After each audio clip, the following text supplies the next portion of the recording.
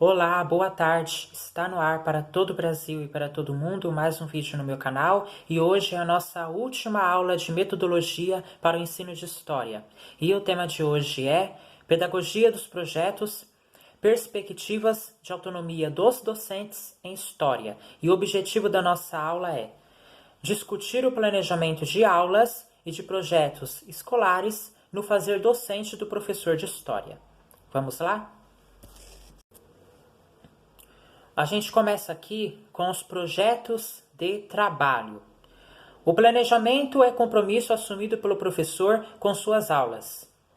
Então, o planejamento é de total responsabilidade do professor. Assim, cada aula deve ser parte de uma programação que o docente preparou para o bimestre, semestre ou ano letivo. Claro que imprevistos acontecerão. E nem sempre será possível executar com precisão o planejamento, mas este é fundamental para a organização do professor em cada turma. O diagnóstico realizado com os alunos, com o intuito de descobrir as competências e dificuldades de cada um, ajudará o professor a direcionar as suas tarefas em sala. Neste planejamento, o professor pode elaborar projetos ou sequências didáticas que serão realizadas ao longo do ano letivo. Então, nem sempre o planejamento que o professor faz dá certo. Nem sempre o planejamento que o professor faz acontecerão, né? Ou seja, às vezes o professor faz o planejamento de aulas e algum imprevisto pode acontecer. Que nem esse ano, os professores fizeram um planejamento de aulas, só que com a pandemia do coronavírus, não foi possível executar todo o planejamento que era para ser feito em sala de aula, né? Ou seja, eles tiveram que usar outro meio de elaborar as suas aulas, que é aulas remotas. Então, os professores fizeram um planejamento esse ano para dar aulas presenciais. Os professores fizeram um planejamento para dar aula para os alunos na escola. Toda aquela dinâmica, tudo que eles prepararam foi para dar aula para os alunos na escola. Eles não esperavam o que estava por vir, como a gente também, ninguém esperava. Aí o que acontece? Veio a pandemia, as escolas foram fechadas, as aulas seguiram remotas. Então, todo aquele planejamento que o professor fez para dar aula, ministrar as suas aulas presenciais, foi cancelado. Ele teve que ministrar a sua aula, só que remota, de forma remota, e não como ele imaginava ser de forma presencial, tá? De acordo com Selva Guimarães, todo o desenvolvimento de projetos no ensino de história deve obedecer a 2 critérios. O entendimento de que projeto pedagógico tem que deixar claro os objetivos a serem cumpridos, bem como envolver os alunos na proposta, as metas de aprendizagem a serem alcançadas também são fulcrais. A palavra fulcral, que se refere a fulcro, com base ou ponto de apoio, relativo ao que é fundamental. O segundo tem a ver com a execução, ou seja, espera-se que o professor prepare uma sequência de aulas em que os alunos possam produzir, atendendo assim aos parâmetros avaliativos criados. Uma proposta para a escrita de um projeto segue 3 grandes metas: a discussão das ideias, a formulação do problema e a escrita do planejamento. A segunda é a execução da sequência das aulas. Já a terceira tem a ver com a discussão e a apresentação dos resultados, da avaliação e autoavaliação finais.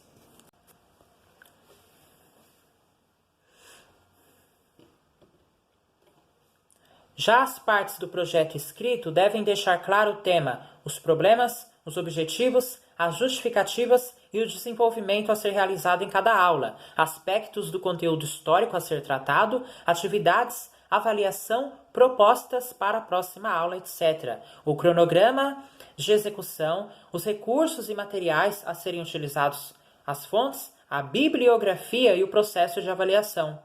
Para lembrar, as sequências didáticas são conjuntos de aulas ligadas entre si, planejadas para ensinar um conteúdo etapa por etapa, organizadas de acordo com os objetivos que o professor quer alcançar. Essas etapas devem ser divididas ao longo de um número X de aulas, lembrando que cada aula tem duração de 50 minutos, aproximadamente. A sequência precisa conter as preocupações que o professor tem a ensinar, por isso, ela deve apresentar os conceitos históricos e procedimentos teórico-metodológicos do ensino do conhecimento histórico. Ela também precisa incluir o saber ler, interpretar e escrever, orientando os alunos a aprenderem história através daquela proposta. A sequência deve servir como referência para o leitor e outros professores para que conheçam todas as situações que estarão presentes nas aulas. Através do registro da sequência didática desenvolvida em sala, seus autores poderão produzir uma autoavaliação da prática docente. Veja também algumas sugestões para a composição da sequência didática. Vamos agora para o quadro Roteiro Sequência Didática. O ganho na elaboração de projetos ou sequências possibilita a aprendizagem do professor e dos alunos, além de potencializar a aprendizagem. Tal planejamento ajuda os alunos no processo ensino-aprendizagem, bem como abre possibilidades para uma nova imagem das aulas de história na escola. Vamos agora para as aulas de história. Aula de história, espaço do saber e do acontecer. A prática de aula de história centrada na exposição oral do professor e nos atos de copiar um texto na lousa e responder um questionário é clássica e bastante discutível nos dias de hoje. Mas relembrar aquela prática nos faz refletir sobre o que seria uma boa aula de história e quais métodos poderiam ser adotados. Vimos até agora que há diferentes aspectos a serem levados em conta para que a tal boa aula de história ocorra, tais como a compreensão do professor sobre a ciência histórica e, consequentemente, sobre os conteúdos que se quer trabalhar, as expectativas de aprendizagem possíveis de serem alcançadas diante das condições sociocognitivas dos alunos, as condições de trabalho que permitirão o efetivo aprendizado a quem ou além do que foi previsto. A aula, portanto, deve ser vista como um momento em que ocorre uma relação de ensino-aprendizagem, em que se deve levar em conta o professor e o aluno em toda a sua complexidade.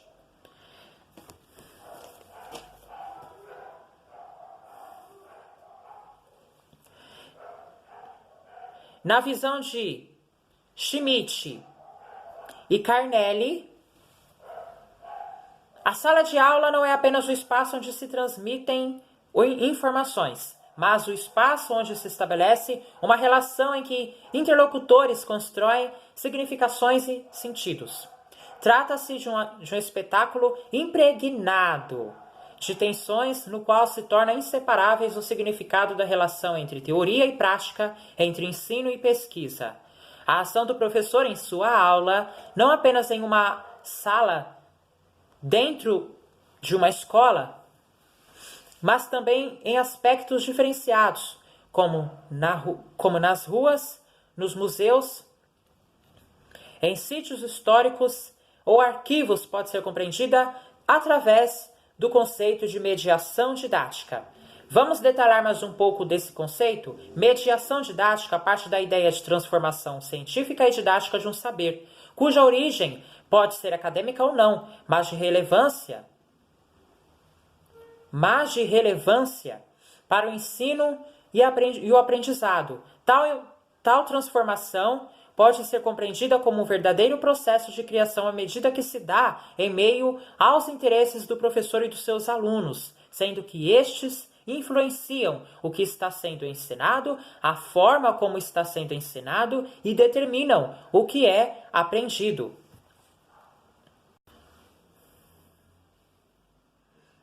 No processo de ensinar, e no nosso caso, ensinar história, podemos adotar tendências contemporâneas de conceber a aprendizagem e pautar a ação docente de forma a dar condições para o aluno ser ativo no processo, construindo seu saber e aprendendo a fazer história. Isso nos leva à abordagem construtivista da aprendizagem, a mesma que se faz presente entre os pilares que embaçam os parâmetros curriculares nacionais para os 2 últimos níveis da educação básica. No entanto, devem ser consideradas outras formas de educar. Vamos apresentá-las de forma sucinta, através do quadro abaixo. Desta forma, será possível compreender as diferenças entre si e as transformações que já ocorreram quando se fala em metodologia de ensino de história. A escolha dos métodos depende das condições e necessidades das turmas com as quais se estará trabalhando. Porém, há alguns cuidados importantes a serem tomados pelo professor. O primeiro é não permitir que a erudição seja empecilho para a sua comunicação e, consequentemente, dificulte a compreensão e a interação do aluno com o saber apresentado. Isso se aplica à exposição e os materiais que foram mobilizados para dar suporte ao processo. Deve-se atentar também para que no momento do planejamento das sequências de aulas, deve-se privilegiar a oportunidade de se trabalhar em conjunto com os alunos, reconhecendo o seu papel de partícipes da construção de seus saberes. E, por fim, deve o professor antecipadamente estudar os conteúdos específicos, definir os saberes escolares a serem utilizados e os que serão objetos de trabalho com os alunos, definir as estratégias e os objetivos.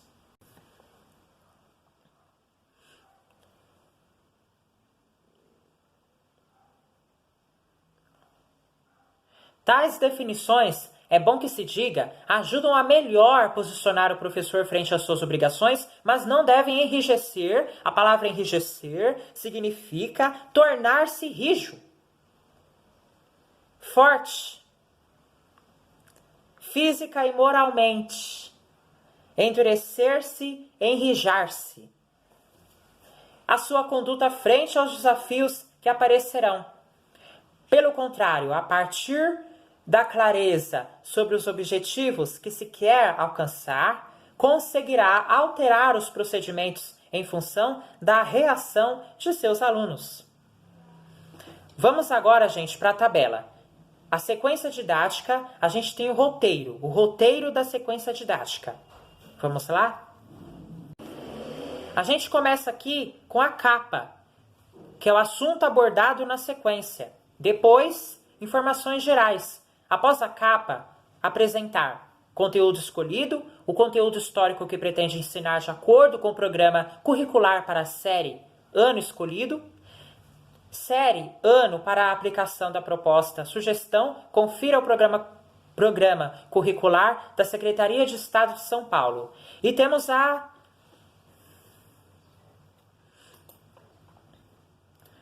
a introdução e justificativas, texto de apresentação da proposta didática e do conteúdo que será abordado. Neste subitem, apresenta-se a proposta da sequência de maneira geral e expõe um panorama sobre o conteúdo histórico que será abordado. Funciona como um convite ao leitor para entender historicamente a opção por desenvolver a temática em sala. Também se justifica as razões que levaram à criação do projeto, qual importância tem a temática para a aprendizagem dos alunos, o professor se baseia em quais referenciais para executar a proposta, quais são as reais necessidades de desenvolver o tema em aula, qual grau de necessidade se tem para que a turma investigue e desenvolva tal assunto. E o objetivo?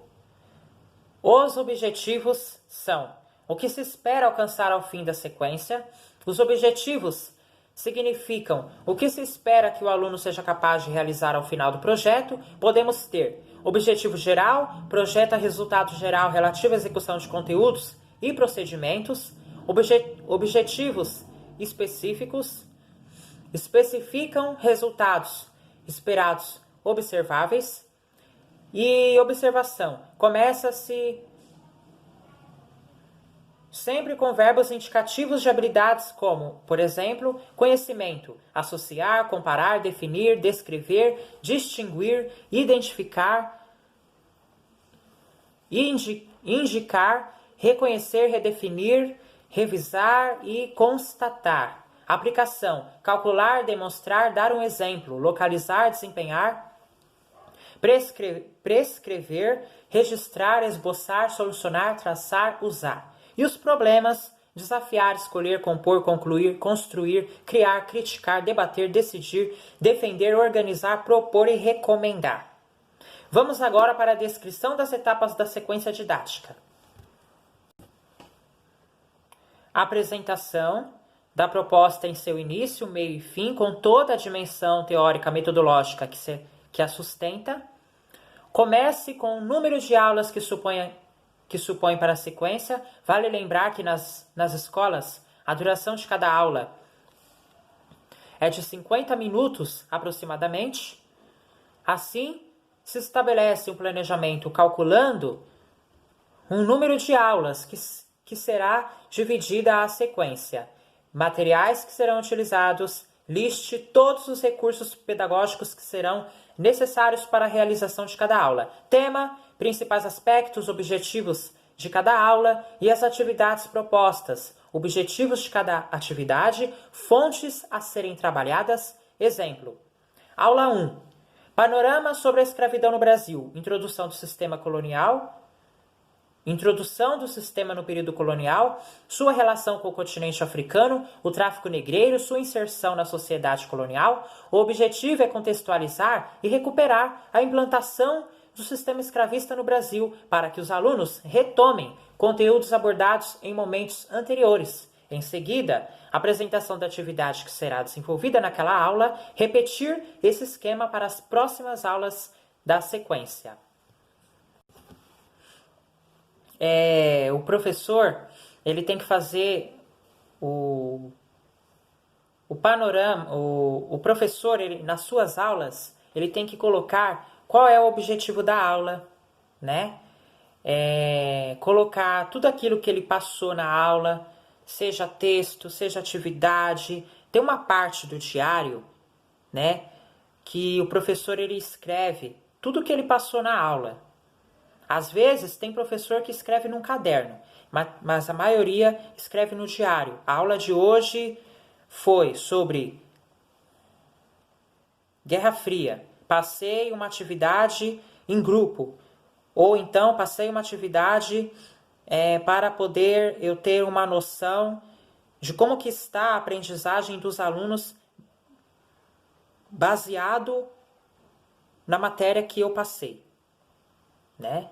Na matéria que o professor passou, para o professor saber como que está o aprendizado dos alunos, de que maneira que o professor vai saber como que está o aprendizado dos alunos? Como é que eu sei que os alunos aprenderam o que é Guerra Fria? Como é que eu vou saber? Como é que eu vou saber se os alunos aprenderam como que foi a Segunda Guerra Mundial? Passando uma atividade, né? Não só passando uma atividade para eles, baseado no texto que eu passei e expliquei, porque primeiro você tem que passar o texto, explicar, você tem que passar a matéria, explicar a matéria, para depois passar a atividade.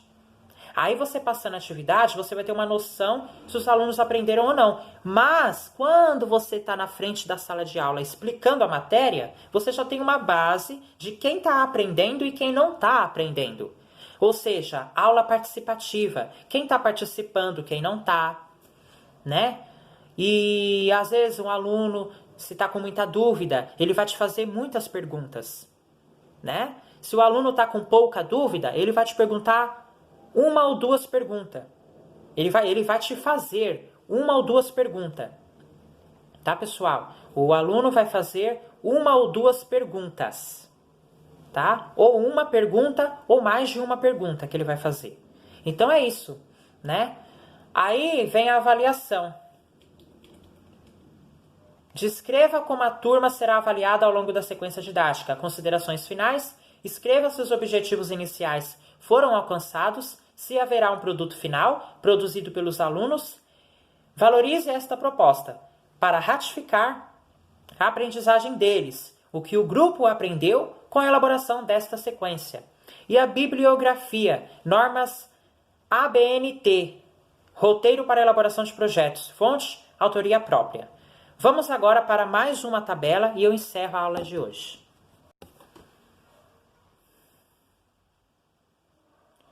Bom, a gente tem aqui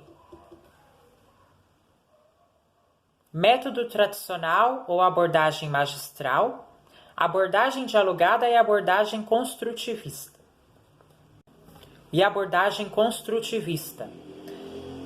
Temos características positivas e limitações e ou cuidados a adotar. Então, vocês vão aprender agora quais são as características positivas do método tradicional ou abordagem magistral. É a exposição voltada para a transmissão de muitas informações em pouco tempo, centrado no professor, que pode recorrer à voz e a outros recursos para prender a atenção dos alunos e dar suporte às suas explicações. Vamos para as características positivas da abordagem dialogada. Exposição baseada em interrogações apresentadas ao aluno, individualmente ou coletivamente, respondendo a questões lhe possibilitando mostrar seu domínio sobre os conhecimentos. O professor deve apresentar questões fechadas, ou seja, com respostas pontuais ou abertas de caráter reflexivo e opinativo, e o processo pode ser a partir de saberes prévios, documentos, leituras de uma exposição oral, etc. Vamos agora para as características positivas da abordagem construtivista. Privilegia o aluno como participante ativo do processo de aprendizagem. Permite explorar materiais de apoio didático de diversas naturezas e para variados fins pedagógicos. E exige do professor rigor metodológico e clareza na compreensão da condição cognitiva do aluno. Vamos agora para as limitações e ou cuidados a adotar da abordagem tradicional, Vamos agora para as limitações e ou cuidados a adotar do método tradicional ou abordagem magistral. Não favorece participação ativa do aluno no processo de aprendizagem. Vamos agora para as limitações e ou cuidados a adotar da abordagem dialogada. Exige a participação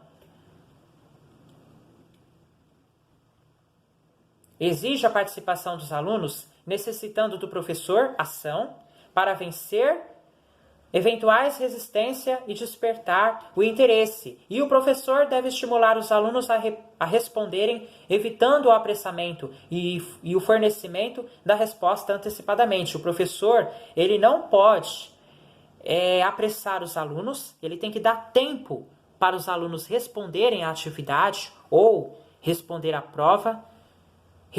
O professor tem que dar tempo para os alunos responderem às perguntas, seja da atividade ou as perguntas da prova, né? Então, seja atividade, seja não importa, pode ser atividade, pode ser uma prova, independente. O professor, quando for passar uma atividade para o aluno ou uma prova, ele tem que dar tempo suficiente para que os alunos consigam responder as perguntas. E o professor não pode passar a resposta sem antes recolher as atividades ou recolher as provas. Quando você for passar a resposta, você tem que primeiro recolher todas as atividades, se for prova, recolher todas as provas, para sendo assim, você poder passar a resposta.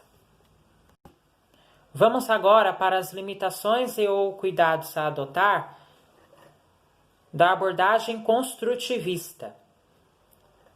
O trabalho com os materiais de apoio exige cuidados metodológicos adequados para cada tipo de linguagem e o processo de aprendizagem, se baseado na dinâmica hipotético-dedutiva, pode levar a conclusões que não se sustentam e que exigem, portanto, retomada das atividades de conhecimento, análise e reflexão. Então é isso. Terminou a nossa aula de hoje. Muito obrigado pela sua companhia, muito obrigado pela sua audiência. Se você não é inscrito, se inscreve no canal. Gostou da nossa aula de hoje? Já deixa seu like. Eu fico por aqui. Amanhã tem mais. Tchau, pessoal. Até amanhã.